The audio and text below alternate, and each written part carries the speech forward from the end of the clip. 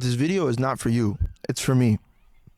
Think of it as me just talking to the camera as if it's my own journal entry. If you gain benefit, that's good. But really, this is for me to reflect on myself and to understand myself.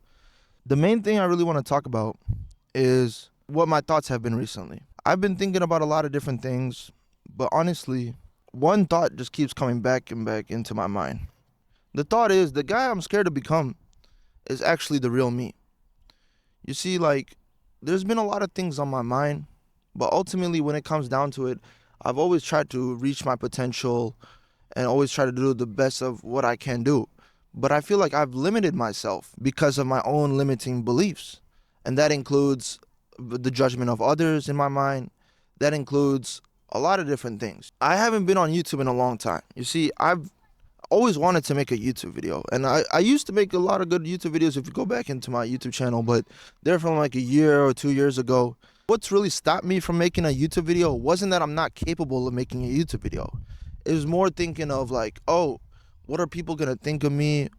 What if I'm going down this route? I don't want to be afraid to do what I want to do if I know in the end it's gonna help others for the sake of God. That's ultimately my true intentions behind whatever I try to do, and especially when it comes to helping others. So the guy I'm scared to become is actually the real me. That's what I think deep down, right? Now, I don't think of this.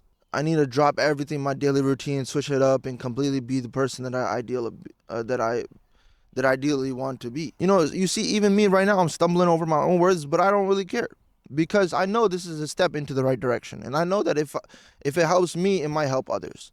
Ultimately, I really just want to be in that flow state. I want to be in that state of mind where I can be like, you know what, Shaheer, you're in the right direction. You're doing what is helping you. You're doing what's helping others, and you're doing it for the sake of God. And that's what matters. If you feel like you have a true, not even necessarily calling, but if you have a true purpose towards doing something that others might not be able to really have the courage or push to do it, you could be that push that makes other people do what they want to do. What I'm trying to say, man, is look, I'm here in a park. There's people walking around. There's people riding bikes and this and that. But you know what?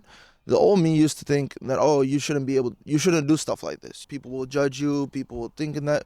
But really, if you look deep down into it, it's all in my head. Of course, there's people around everywhere, especially when you post something online. There's more eyes on you. But you know what? I'm not really worried about the eyes on me. I'm worried about the impact I can make on people. I'm worried about what actually brings a change into this world. Because you know what I feel deep down is we are truly deep down the same. Now, I know that's a very big general statement that I'm saying, but if you think about it, what makes an artist relatable? What makes an artist really people like to listen to it? It's not only just because he's relatable, but it's because it feels like you're in that moment that he or she is experiencing while what they're describing in the song. Because they're vocalizing how they feel, they're vocalizing their thoughts, they're vocalizing their emotions, and all of that deep down, we have, to a certain degree, a sense of that emotion. So now that we have that, you got to think to yourself, man, what can I do to truly bring a change to this world? And that is being relatable to yourself. If you're comfortable in your own skin, if you're comfortable in your own body, you're going to think of ways that you could utilize your thoughts, your skills, your mindset in order to, first of all, help yourself and then, later on help others. That's what I'm truly thinking. There's a lot of things you could do, man. But you got to take it one step at a time. I want to make this video, and it's really not that deep. But to me, it's a big thing. And if it's a big thing to me, it's going to be a big thing to my future self, to my younger self. There's always that retrospect that I have where I look to my younger self and I'd be like, he always wanted to be a YouTuber. He will always wanted to make these type of videos that help change people's lives. And for so many years, I've been pushing it back. There's not really many things that were stopping me except my own mindset and except my own thoughts and except my own cage of a mind that I put myself in. And only I can break out of that cage. There's many things I can do in order to improve on that. I can definitely make more videos. That's one, of course. I'm obviously going to do that, especially now that I've taken the initial step back into doing this type of stuff. I'm definitely going to be doing a lot more of that. But other things I can do is like there's people I want to talk to when I'm out and about, and I feel like a lot of times I double think it and stuff like that, and I'll be like, oh no, I shouldn't talk to him or something like that. But if you think about it, when you when you open your mind towards these type of things and opportunities, and you make and you utilize it, it always results in some way of you either being more happy or you benefiting in some type of way. A lot of the times I be thinking, oh no, I can't do this, or I used to do this, I'm not that person anymore. But you are what you want to be. You are what you think you are. And the same thing goes when we think of God. If we think of God as if a merciful, forgiving, loving type of God, then we will look at God in that type of way, and we will live our life through that lens. We will live our life through that lens. But if we think of God as a sort of super punishing type of super punishing, super strict type of God, then you're gonna live your life more in a boxing type of life. For me, I always think of it as human beings were designed, literally designed to sin. And this is more of an Islamic perspective, but I feel like it goes towards all types of faiths and religions and beliefs.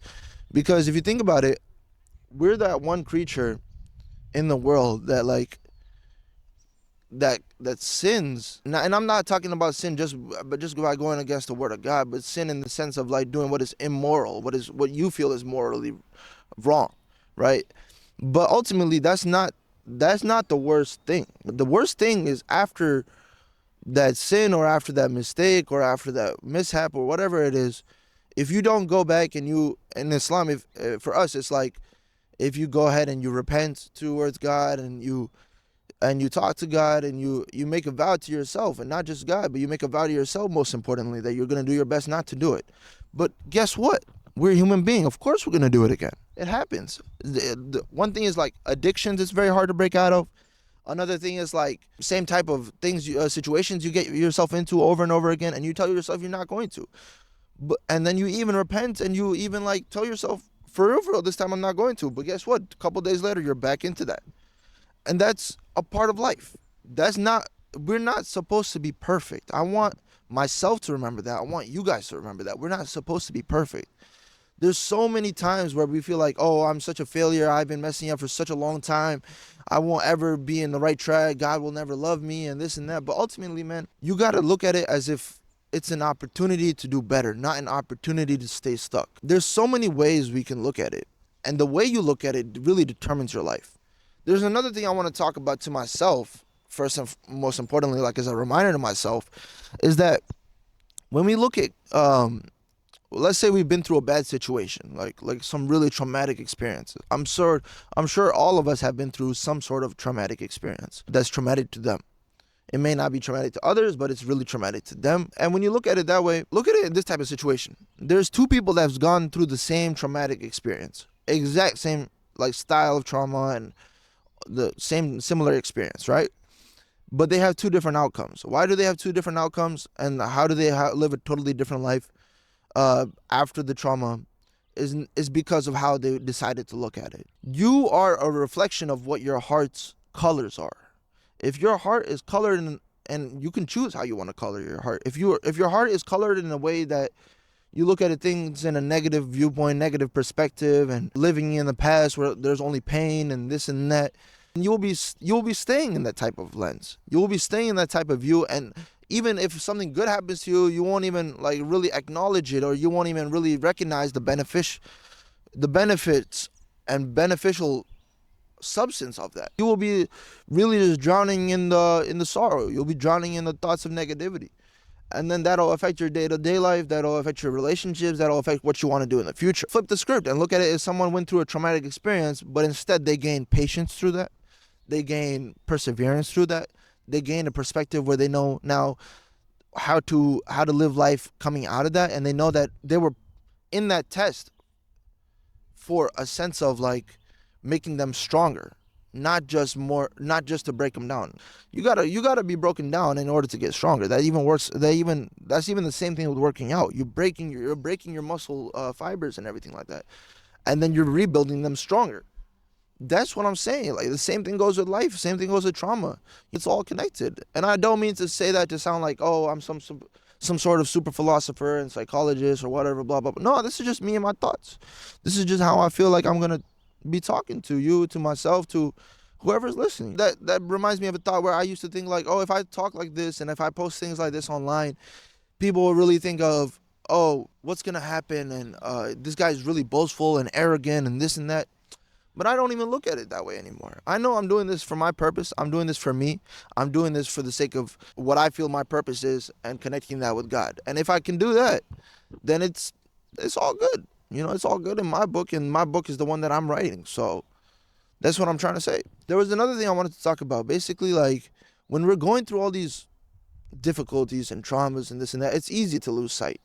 It's easy to lose sight of what you really working for. It feels like a big setback. It feels like I don't know what I'm going.